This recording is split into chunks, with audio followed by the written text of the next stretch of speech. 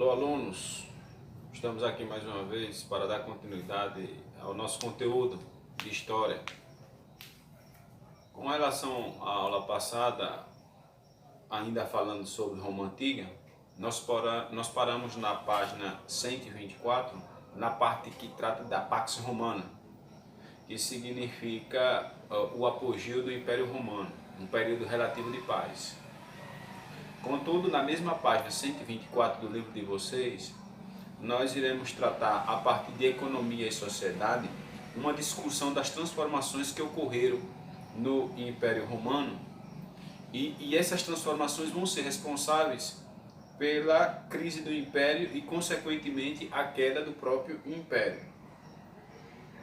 É claro que quando nós falamos em transformações, nós temos que levar em consideração o modelo em que a sociedade romana estaria se transformando, dado a existência de elementos que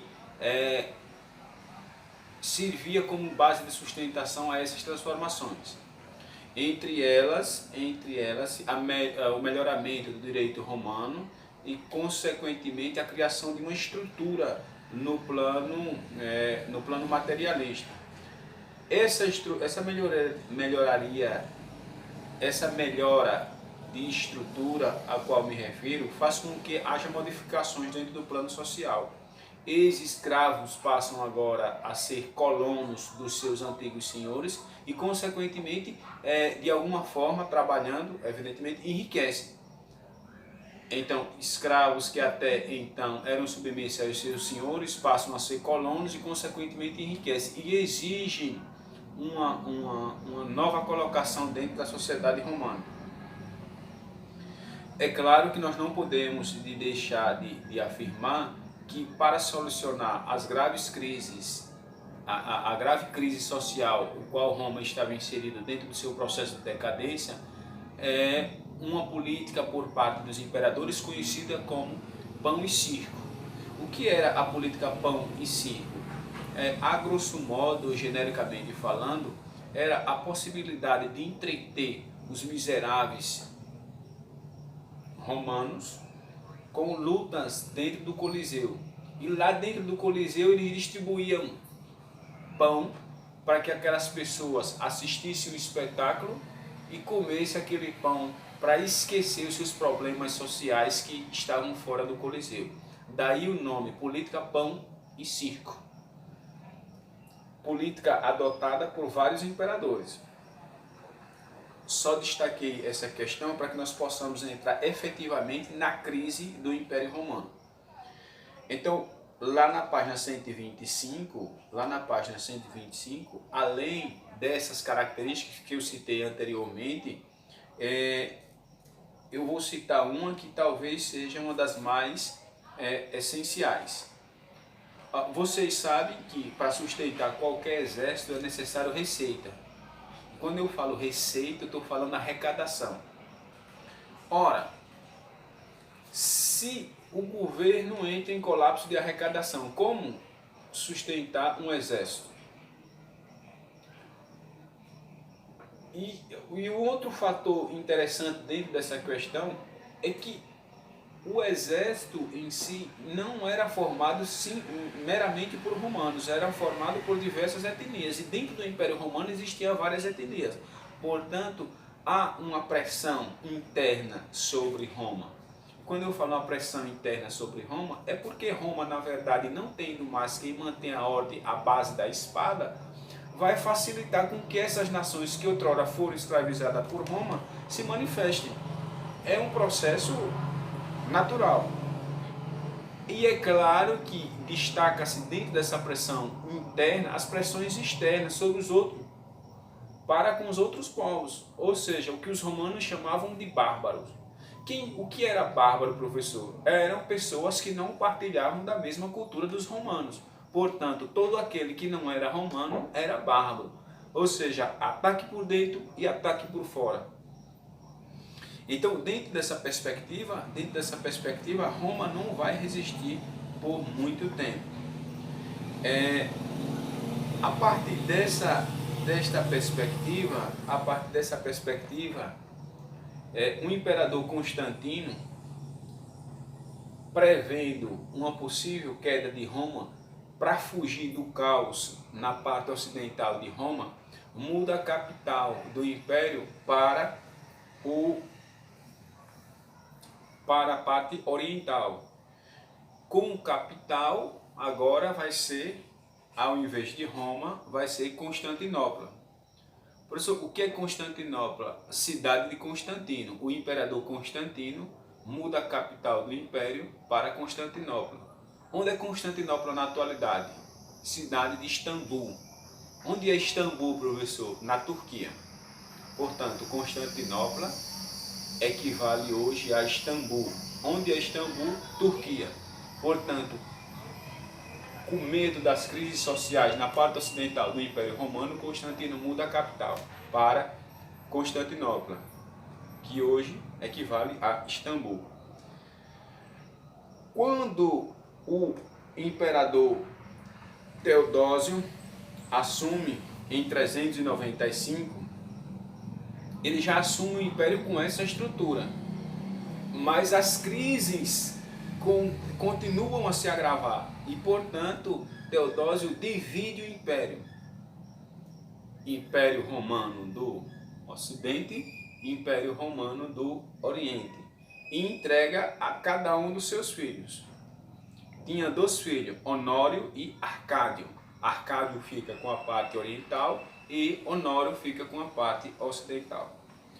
Então, levando em consideração essa perspectiva, de Roma, o Império Romano sendo dividido, funda-se parte oriental, parte ocidental. No livro de vocês, na página 126, eu quero que você me responda e poste, evidentemente, tem 3 questionamentos. 3 questionamentos. Aliás, 4 questionamentos. E eu gostaria que você me respondesse. 3 questionamentos na parte que trata sobre investigando, e um último questionamento relacionado à divisão do Império Romano, na mesma página 126. Ok? Então, partindo dessa perspectiva, nós temos que entender que isto foi essencial para que se buscasse frear o desgaste do Império Romano, essa divisão. Eu espero que, de alguma forma, eu tenha contribuído na possibilidade de resolução desses questionamentos da página 126. Porque o restante agora é só ler no livro de vocês. A questão é só ler, mas ainda nós temos tempo. Ok? Ficou certo essa questão dessa atividade? Na página 126 tem 3 questões na série Estou Investigando. E com relação ao mapa relacionado à divisão do Império Romano, tem um outro questionamento. E você responda os 4 questionamentos e poste para mim. Pois bem, falemos sobre a religião, do politeísmo ao cristianismo. Os romanos eram politeístas. O que é que eu estou dizendo? Eles tinham crença em vários deuses. Que deuses são esses? É uma analogia aos deuses gregos. Eu disse na primeira aula que Roma conquistou Grécia à base da arma e Grécia conquistou Roma à base da cultura. Portanto, a cultura grega é o espelho da cultura romana. Ao lado da página 127 tem uma lista de deuses gregos e tem uma lista de deuses romanos equiparado aos deuses gregos. Então você pode ver e entender que os romanos, que são posteriores aos gregos, se inspiram nos gregos. Só que dentro dessa perspectiva, e é uma perspectiva que se estabelece até o surgimento do cristianismo, e eu tenho que destacar essa questão porque na verdade, Cristo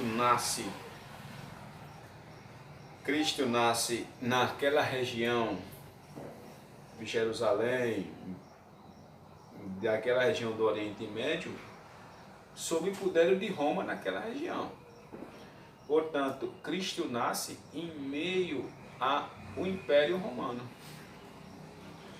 Então, evidentemente que você já deve ter ouvido alguma passagem bíblica e já ouviu falar com a presença de soldados romanos. Inclusive, o próprio Pôncio Pilatos era governador da Galileia,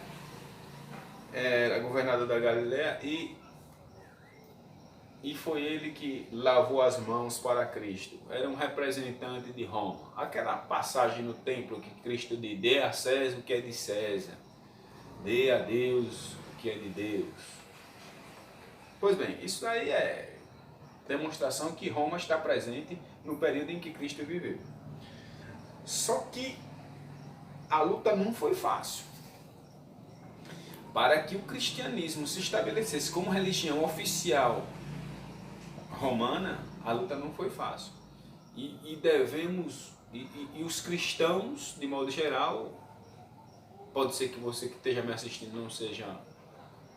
não seja seguidor do cristianismo, mas os cristãos, de modo geral, devem muito a um cara chamado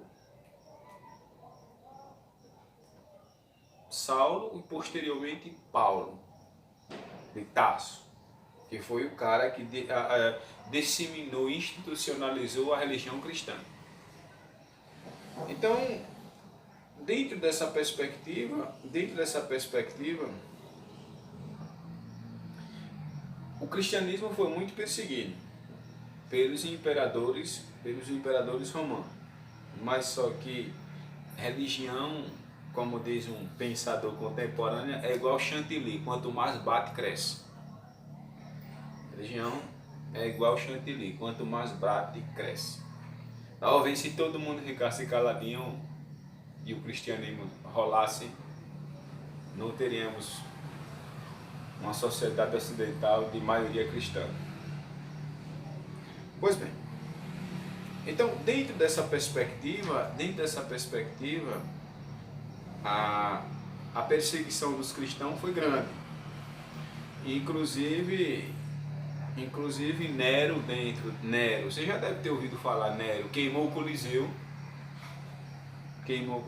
em um dos seus surtos de loucura, e disse que foi os cristãos que queimaram. E até hoje lá, se você ver uma foto do Coliseu, falta uma banda do Coliseu, dado a perseguição dos cristãos. Então, essa perseguição perdurou até o governo de Diocleciano, que era promovida por etapas, ou seja, existia períodos em que havia uma intensificação da perseguição.